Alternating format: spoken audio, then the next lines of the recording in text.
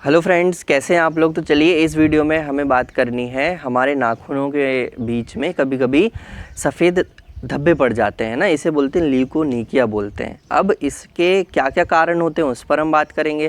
तो सबसे पहला कारण होता है कि अगर आपको कहीं ये देखना है कि चोट तो नहीं लग रही है, बार बार दब तो नहीं रही है नाखून, तो भी वहाँ पे इस तरह के सफ़ेद जो पैचेस होते हैं वो पड़ सकते हैं। दूसरे नंबर पे आता है डेफिशिएंसीज़ में क्या क्या डेफिशिएंसीज हो सकती हैं।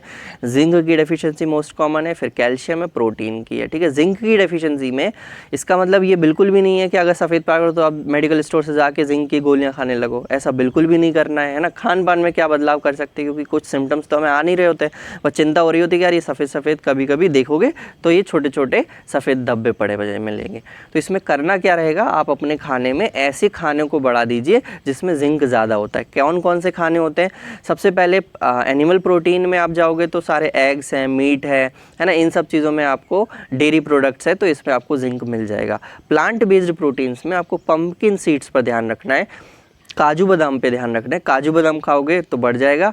दालें जितनी खाओगे, जैसे छोला हो गया, छोला जो चिकपी होता है, छोले का जो दाना होता है उसमें अच्छा खासा जिंक रहता है, तो आप वो खा सकते हो ना। काजू बादाम खा सकते हो।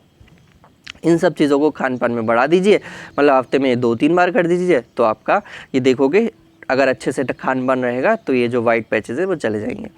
प्रोटीन और कैल्शियम डेफिशिएंसीज रेयर रहती हैं, ज़्यादा होती नहीं है, क्योंकि आप नॉर्मली भी दालें वगैरह लेते रहते हो, है ना। कैल्शियम भी दूध वगैरह में मिल जाता है, पनीर में मिल जाता है, चिकन वगैरह में, नॉन वेज में मिल जाता है, तो उतना ज़्यादा ये अफेक्ट नहीं करते हैं।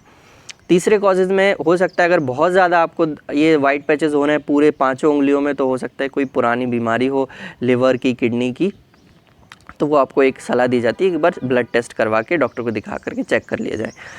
रेयर केसेस में क्या होता है, कई बार जेनेटिक डिसऑर्डर भी होता है कि बच्चों में शुरू से, जन्म से ही इस तरह के वाइट पैचेस होते हैं, तो वो रेयर होता है, बहुत कम मिलेगा।